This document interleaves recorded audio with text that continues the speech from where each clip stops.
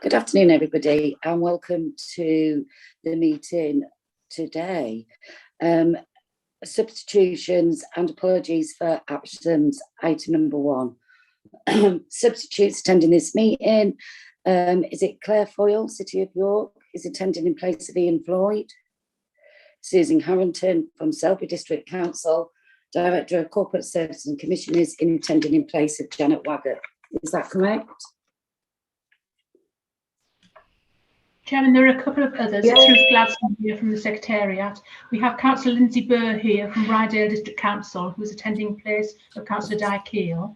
We have Councillor Simon Myers from Craven District Council here in place of Councillor Richard Foster. And we have Philip Spur attending in place of Stacey Bullett.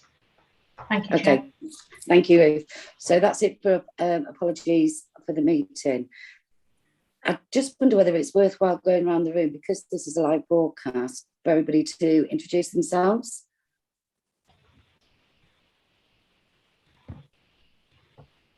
Chair, sorry, may I come back? There's just a few other apologies, if I may add those at this stage.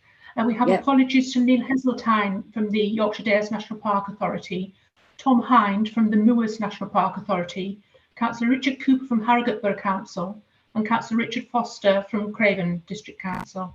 Thank you, Chair. Okay, thank you. So if we start with, I can see Richard there, Richard Flinton. Hello, Chairman. Yeah, Richard Flinton, Chief Executive of North Yorkshire County Council. Okay, next on my list, I've got Simon, Councillor Myers. Good afternoon, Simon Myers, Deputy Leader, Craven District Council.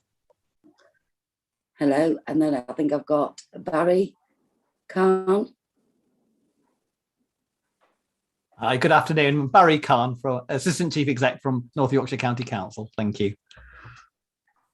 Then it's Mike Green.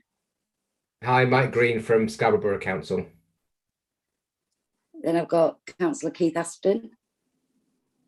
Hi there, Keith Aspen, Leader, City of York Council.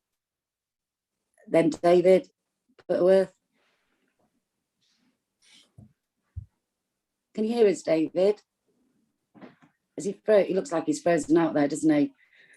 So we'll move on to Wallace. Thank you, Chair. Wallace Sampson, Chief Executive, Harrogate Borough Council. Ruth. My name's Ruth Gladstone. I'm providing the Secretariat at today's meeting and will be preparing the minutes. Thank you. Philip Spur. Hi, good afternoon, Chair. I'm Philip Spur. I'm Director of Place and Resource at Rydale District Council. Hello. Susan Harrington.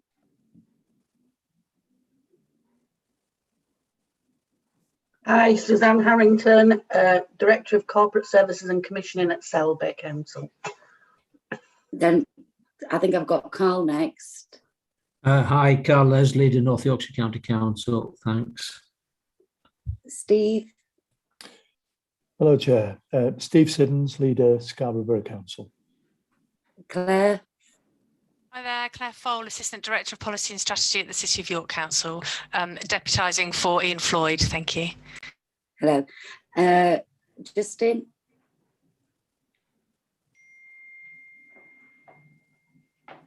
You're on mute, Justin. It won't come off, sorry. Justin Ives, Chief Exec, Hamilton District Council. And then I've got Councillor Lindsay Burr.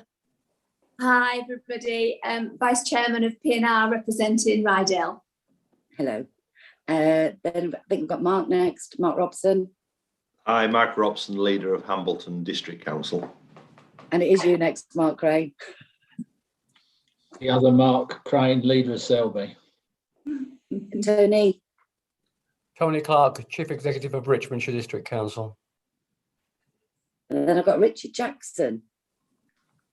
Hi, I'm from City of York Council. I'm in support from the technical perspective, just to help get people in. Okay. Jim Bailey. Hi, I'm Jim Bailey, Chair of the North York Moors National Park. I just thought David had left a screenshot and gone and had a cup of tea. I might try that when I see he's back now. I think he had frozen out, actually. But last but not least, it's David, I think. Thanks. Sorry about that. Just a bit of trouble getting in, coming out and shaking it all about. I'm David Butterworth, Chief Executive of the Yorkshire Dales National Park Authority. Okay, and I believe Paul Shevlin has just joined, am I right? So that's everybody. Welcome to this afternoon's meeting. And I'm Angie Dale. I'm the leader of Richmond District Council and I chair this meeting. Pardon, sorry, Ruth? Nothing. Right, okay. Item number 2, declarations of interest. Do we have any? Okay. Item number 3, minutes of the meeting. I'm getting a bit of a feedback here. Is somebody not, can I just ask that people mute themselves if you've not already done so? Thank you. Declarations of interest. Do we have any? I'll take that as a no.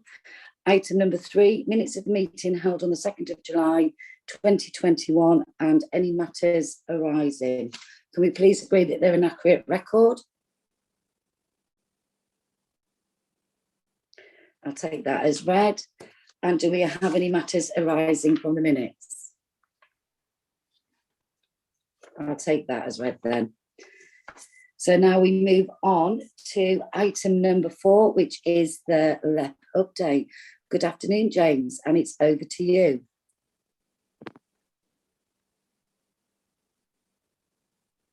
Is he here? Where's James gone?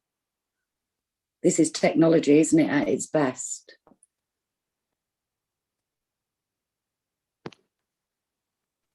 As far as I can see, Chair, James is not even in the He's not on, he Zoom was. Hold on, let me. Will it be a short meeting if he's not on it? Because he's item number 4 and item number 4. Item number 5, sorry. Do we know where he is? Does anybody have any knowledge as to where James is? Oh, he's dropped out. It's coming in the chat from Richard. Mike? I was just going to say I'll make contact with it. I'll phone him, Chair, if that's helpful. That would be absolutely wonderful. Considering he's item number 4 and item number 5, yes, it would be useful. Absolutely. Councillor Burr, you've got your hand up. Yes, I'm not sure if this is an appropriate time to speak, but I've just got a briefing note to say that I understand that there's a vacancy and I'm not sure if that's appropriate to raise it at this moment in time, Chair. Yeah, that's coming up, and nominations of District Council Substitute. Is this the ESIF? Yeah, what item number is that? Number 9. Right, thank you. Okay.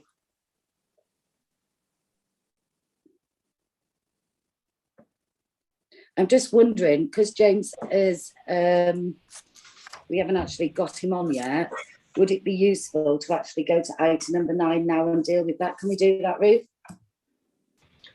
Sounds like an excellent idea, Chair. Until we can actually make contact with him. Or David's just saying he's at home and the electricity is going off, so he might drop in and out also. Oh. So we have got an item of any other business, which is nominations of District Council Substitute on the ESIF subcommittee, which the nomination at the minute, pardon, sorry? I think you're coming to me for this, Chair. It's Richard Flinton. Go. Thank you very much. Yeah. This matter comes about following the sad death of John Clark earlier this year. We had at that time set out a range of nominations and positions for various meetings, and the ESIF committee is one of those. The substantive nominee for the main position on the committee is Steve Arnold of Rydale District Council. John Clark was then due to take up a position of being substitute to Steve if the need arose. However, following John's sad death, we're now left with that vacancy of substitute to that committee. My understanding is that Councillor Di Keel, who's not able to attend today, is prepared to take over that position of substitute, and it's just a matter for the meeting if that's acceptable to the meeting. Particularly, it's applicable to district councils, given that this is a position that is put forward by district council's chair. So it's to check whether Di Keel is acceptable as a substitute, or whether there's any other nominations from other councils, Chair. I'm more than happy for Councillor Di Keel of Rydal District Council to take on that position. And I just wondered whether other people's thoughts are on that. Councillor Burr, you've got your hand up. Yeah, I just wanted to say that Councillor Keel would very much like to take up that position if the other members would agree to that, following on from it being just another Rydal member. Yeah, I'm happy with that. Everybody else from the district's okay with that? Mark Robson, you've got your hand up. Yeah, just happy to support that. Unfortunate the sad loss of John Clark, but more than happy to second that if it hasn't been seconded already, but happy for that. Okay. So I think that is dealt with and done. Is everybody okay with that? Okay. Any news on James? Mike? He's just rebooting his system, Chair, and hopefully he'll get back in. If not, Richard Jackson said that he would dial him in via telephone. Okay. We can wait a couple of minutes. Nothing ever goes smoothly, does it? What else can we do on this agenda before? We could work back to front, couldn't we? So we go to item number 8 now, if everybody's agreeable with that. As anybody, apart from the SIF, I've had no other notification of any other business. So I presume, as nothing's come to my attention, I've got Jim Bailey raising his hand. Sorry, Angie, I was trying to find my hand. There was just a matter, actually, I was going to ask any other business, but and that was just on the work of the Royal Commission. And I don't know whether Carl or Richard could update me on, I know the Commission's finished and reported. I just wondered whether the arrangements for setting up a task force or group were going forward, and perhaps we could have an update. Could you do that, Richard Clinton? Yes, thank you, Chair. Happy to update. I think, as people will remember, the Royal Commission reported at the Yorkshire Show, made quite a wide-ranging range of recommendations touching on housing, the economy, transport, skills, schools, and all of those types of facets affecting rural life. Many recommendations affecting the organisations represented on this meeting, and some others extending beyond that. One of the areas that there was a recommendation on was that there should be a task group that was set up to work on the recommendations of the Rural Commission. That recommendation was made to the County Council, and the County Council Executive met to discuss the recommendations, and in particular that point a few weeks ago. It agreed that there would be a task force set up, and we're in the throes of sending out invitations to a number of partners to join with the County Council on that task group. And that would be open to 2 district councils to join on that task group, and to the national parks to join on that as well. We're hoping that we could get the task group up and running early in November. It looks like it's going to be given diary commitments and the opportunity to set a date, is probably the most realistic.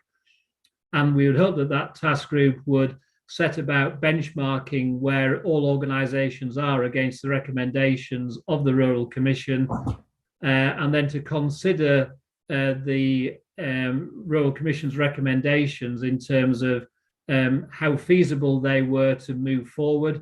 And it may be that organisations took a different view on the recommendations to the Rural Commission, but part of the Rural Commission's work was to challenge organisations on those particular areas.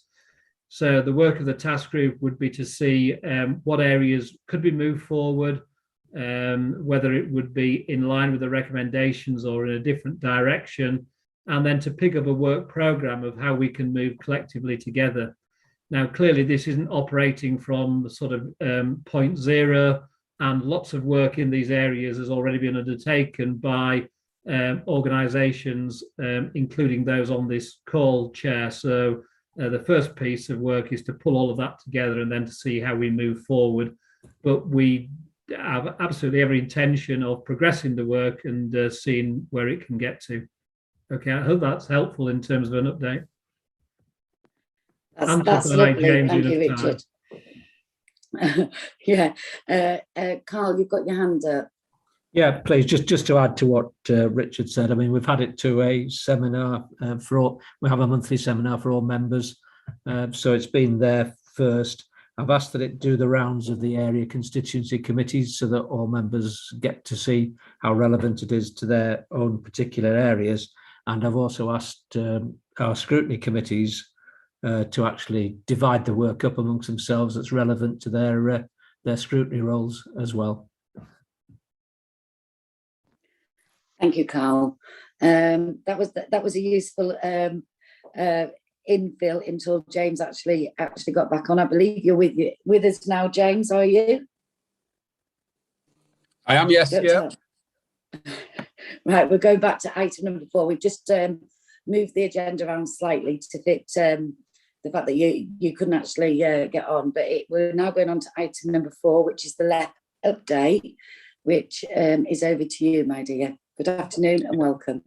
Thank you, and apologies. I'm now by mobile phone, so please bear with me. I'll do my best. So three elements to the LEP update really. The first is just the progress on our capital funding delivery, and in particular the Getting Building Fund, which was the 15.4 million that we got during COVID to stimulate recovery activity across York and North Yorkshire. I'll then update on the plan for growth, and obviously finally just the LEP review. So on the Getting Building Fund, I've included in the papers a detailed annex which shows a project by project breakdown of what's going on. However, the key thing is that the 15.4 million was split into 2. So we had to spend 7.7 million last year, and with 7.7 million to spend this year. And we delivered last year, so we hit the 7.7 million target, and we remain on track to deliver the 7.7 this year, which has to be complete by the end of March. The key aspect of this is that there is obviously some risk with any capital programme, and because there is no extension on the deadline, if anything was to slip, there isn't then any scope to extend or to recontract with alternative capital projects to fill in the gap. So what we've decided to do as a LEP is commit some of our Growing Places Fund to allow us to overcommit on the projects that we've got within the package, which ensures that we'll meet the 15.4 million total spend by the end of March. So we've had an infrastructure board today, and the LEP board approved this a while ago, but we've committed around 600,000 of our Growing Places Fund, which allows us to overcommit on the digital infrastructure across North Yorkshire, so that project can continue to deliver with the additional amount, so that if any of the projects which are at risk don't deliver or don't fully deliver, we fully deliver the Get Building Fund across the patch. So in summary, we will spend around 16 million, not the 15.4 million, but the overcommitment is covered up through the LEP Zone Fund to make sure that we deliver on that. I have to say a huge thank you to all your teams. Obviously there's been a lot going in during COVID, and actually to make sure we delivered the 7.7 million last year and are on track this year is a really big effort by the teams on the ground to make that happen. So a big thank you from the LEP for the support in making that happen and go forwards. On the plan for growth, so you'll recall that when the government had its budget in March this year, it launched a national plan for growth, which was fronted by the Prime Minister and the Chancellor of the Exchequer. And this really set out the government's ambitions for growth as we come out of COVID and replaced the industrial strategy, which was its predecessor. Whilst we haven't yet been asked for a local version of a plan for growth, experience tells us that where you have a national plan, in order to access the money associated with it, you need a local version of that plan to be able to bid into it. So we've been working with all local authorities and wider stakeholders across the patch on a plan for growth for York and North Yorkshire, really with one eye on the Shared Prosperity Fund and associated monies, working on the assumption that if there's a national plan in place, we will need the local plan. And informal feedback from central government is this is the right approach to take. So whilst they haven't asked us to do it, they've indicated that actually it is a sensible approach to take, pending the publication of the Levelling Up White Paper, which will come in hopefully just a few weeks' time now. So we're widely engaging stakeholders on the plan for growth. The three pillars are infrastructure, skills and innovation. That's how the national pillars are, with then cross-cutting themes of levelling up, net zero and global Britain. So that's what we're looking to achieve. Alongside a series of sector roundtables we're having at the moment, we will be having a one-to-one session with each local authority. So we've already engaged directors and chief execs and economic development officers, but we actually want to engage at a local authority level to make sure that we get that cohesion between the plans you've got in place locally and what we have to York and North Yorkshire level, and we'll do that. So the aim is to have the draft in place by Christmas. We will then widely consult again during January and February on that draft, with the aim to sign off the final version before the end of March. So hopefully all your teams should be aware and engaged in that, and we look forward to the one-to-one sessions that are coming going forwards. And then finally, the LEP review. So as you're aware, there's a national review of LEPs been taking place for what seems like forever now. Obviously, we've had a cabinet reshuffle, which has slightly changed things. So originally, we were expecting the outcome before the summer recess, but then obviously that didn't happen. And with the cabinet reshuffle, they've had to set all that now. So we expect the outcome of the LEP review to be part of the Levelling Up White Paper, which is due in or at the same time or just around the budget, maybe slightly later than the budget. So we are engaged with ministers around that. In particular, the key ministers are Bayes and Michael Gove, who's the new Levelling Up Minister. But the outcome of what the LEP review is and the role of LEPs going forwards will be in the Levelling Up White Paper. Notwithstanding that, the work on the plan for growth, etc., we see that as vital anyway, because whether it's the LEP or whether it's by another means, we will need one at a local authority level, and therefore the work the LEP continues to do around business support, around the plan for growth and the low carbon agenda and the skills will be essential for the region, whatever the outcome of the LEP review is going forwards. Happy to take any questions on any of those. Thank you very much, James. As always, a really good report. Do we have any questions for James from anybody on this call? No, I don't believe we do. There's nobody raising. Oh, hold on. Councillor Lindsay Burr. Sorry, I was a little bit slow just there. Thanks, James, for that update. Can you just elaborate a little bit on the skills innovation, just so I could get a clear picture on that, please? Oh, on the skills innovation, yeah. So effectively, the National Plan for Growth, published by the government, identified three things which would underpin its plan for growth, and that was in investment in infrastructure. The other was investment in innovation, and the other is investment in people and skills. And if you think about the narrative that's been coming out of the government in the last week around a high skilled jobs, as it were, and skills and higher paid, higher skilled jobs being the route out of the current situation of COVID and Brexit and such like, it's very much looking at feeding that. So what they're looking to understand, or what we're looking to understand, is how we can demonstrate what are the innovation opportunities across York and North Yorkshire, which will play into that agenda, but also where do we need to invest in our skills and what are the skills that we need. And given the skills shortages we've got at the moment, obviously it couldn't be more pertinent. So I think that investment in skills and understanding what's needed is going to be really important. So we published a skills strategy as a LEP just earlier this year. but we're also engaging with lots of the skills strategies at a local level. For example, York have got one where we've kind of engaged fairly widely with that. So there's been we've done quite a lot of what you call deep dives over the last year, Lindsay, which is looking at different sectors to really understand what their needs are. So we got some funding last year. So we've done deep dives into certain sectors. We've published the skills strategy, and it's pulling the kind of key elements out of that and the learnings from COVID to make sure that we understand how that links into the plan for growth. Thank you. And if I could just come back on that, Chair, is that okay? Yeah, yes, certainly. So that will be, am I right in thinking that will be slightly different in each area? We're not just going for a blanket approach. Am I right in thinking that, James? Yeah, well, skills always has to be local. So what we will have to do is identify some themes and priorities across the patch. However, what you've got to do is, in a way, you're creating the hooks within that. But ultimately, what skills are then delivered is going to be quite different in the middle of York to what you might need in Scarborough, where you've got a different set of challenges and such like. And equally, once you get into deeply rural areas, it's a different set again. So it absolutely can't be one size fits all.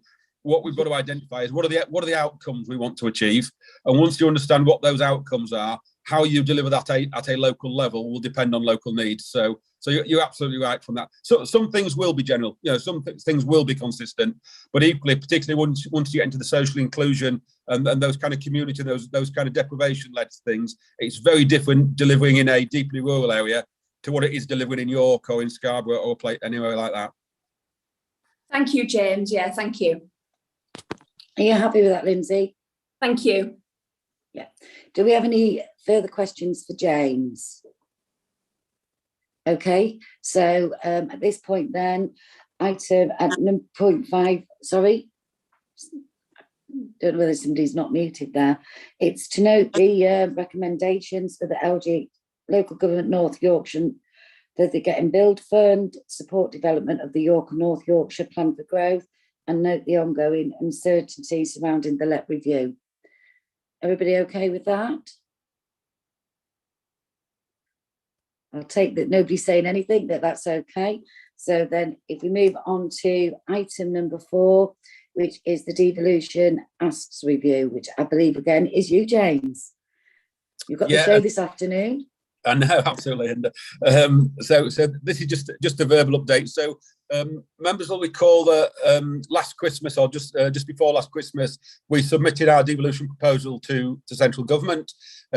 Government's response at the time was, we aren't willing to consider this until we've got local government reorganisation out of the way. They've obviously made their decision around the local government reorganisation, which is now being implemented.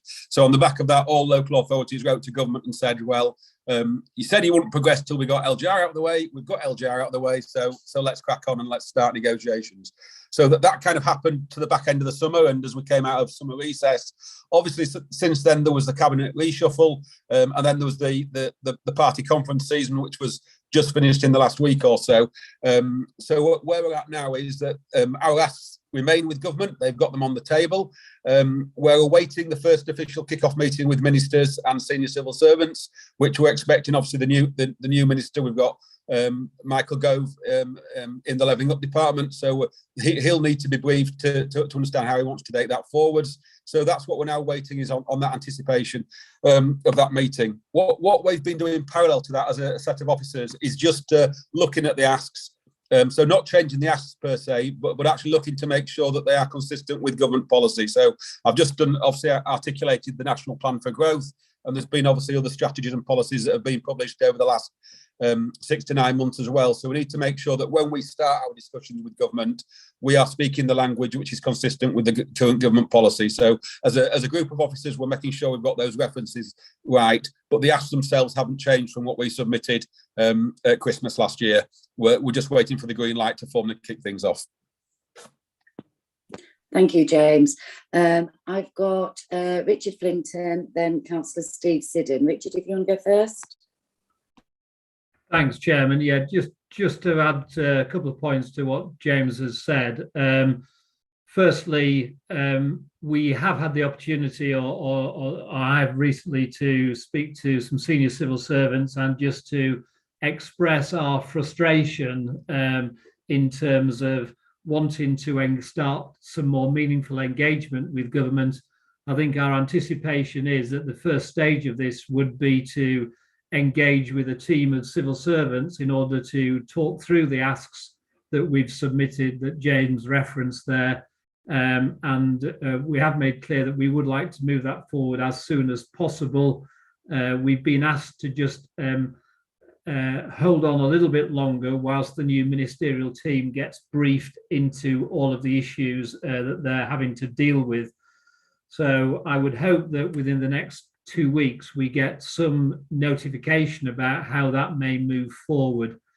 The other point, just to say, Chair, is that there is, over the summer, people would have heard the Boris Johnson made a significant speech on devolution. Within that, he talked about county deals, and it is just to clarify from discussions with civil servants, and indeed it came in the letter that was sent out to all leaders earlier, that there is a government expectation that the right approach for York and North Yorkshire is a mayoral combined authority rather than the type of county deal that is quite ill-defined at the moment, but may have alternative forms of governance, and was the subject of the Prime Minister's speech. So the feeling is that we're still in that mayoral combined authority territory, but we do need now just to start engaging with government. So just a couple of points to help. Thank you, Chairman. Thank you, Richard. Very useful. Steve. Thanks, Chair. Just to clarify for my benefit, my recollection when we did the asks and submitted them back in December last year were largely based on the arrangements that we had at the time, which was a two-tier arrangement with an expectation that we'd move towards unitary. Can I have some assurance that, given the fact I would have expected us to actually review those asks to make sure that they still fit within the model that we are now moving towards next year. Can I have some assurances that that's the case and that there are no anomalies within that may come back to bite us later on? Thanks. Yeah, so if I can pick that up, I think there's two aspects within that, Councillor Siddon. So the first is, are they the right asks? Well, actually, when we were designing the asks last year, we weren't designing what do you need for two-tier government. We were looking at actually what do we need to drive the economy forward for York and North Yorkshire. So if you like, the two-tier government structure that was in place was the governance that sat beneath it, as opposed to the asks themselves. So that in itself doesn't actually change what the asks are from that perspective. And what we needed last year, so there was major investment in our town centres, there was investments around transport, investments around digital, investments in skills, around decarbonising our economy, around our natural capital, and around the bioeconomy and some of the business support things. So those are still needed and they're still relevant. Obviously, the governance will probably be a little bit simpler beneath that, but actually the devolution proposal itself doesn't go into detail around what that governance is. But by virtue that it'll be just two unitary councils that are governing it, it should simplify the governance beneath it. The other aspect, I think, is more what has changed since then, and are they still fit for purpose on the back of COVID and other things that have happened in the economy. And we've reviewed those through directors of development. And the asks do still remain relevant. As I said, I think in my earlier presentation, what we are doing is just reviewing them against government policy to make sure that where there has been movement in government policy or new initiatives, we do reference that in the correct way, so that when we do speak to government, we speak the right language to what is current government policy. So the review of the asks by directors of development identified they're still the right things to be investing in. But we are just making sure that we kind of speak the right language of government, so we reference any changes in policy. The governance itself, how the money's managed when it gets here, will come at the next stage once we've done the negotiations with government. So I take that's an assurance for me, that the assurance I'm asking for. Well, I think I've answered it. If I've understood your question right, you're saying what you're asking is, are the asks still fit for purpose? The answer to that is yes. We've reviewed them through Directors of Development, and Directors of Development have agreed that. Like I say, we are updating to make sure that it's referenced against current government policy. The question around the governance bit, obviously, the governance actually wasn't agreed last year, so we identified what the asks were and what we need to ask for government. We hadn't formalised what the governance arrangements of the two-tier structure was going to be for the combined authority. That is something that will be done through a kind of review of governance structures down the line. So it absolutely will be fit for purpose. But yes, the asks are still fit for purpose. They've been agreed by Directors of Development, by all local authorities, and we're confident it's the right things for the region. Are you happy with that, Steve? Yep. Thanks, Chair. Okay.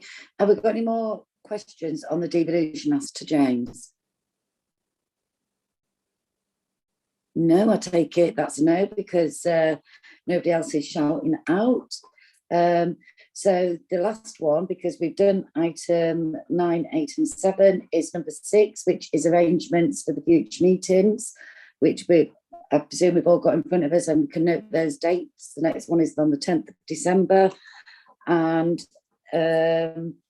number 7, if anybody has any business for the next meeting that they would like to appear on the agenda, if they can contact Richard Flinton.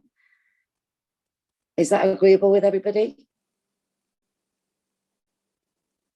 Well, if nobody else has got anything else, that concludes the meeting. Thank you very much for your Friday afternoon, and have a lovely weekend. And thank you, James, Chair. for your report. Take care. Cheerio, thanks. Bye.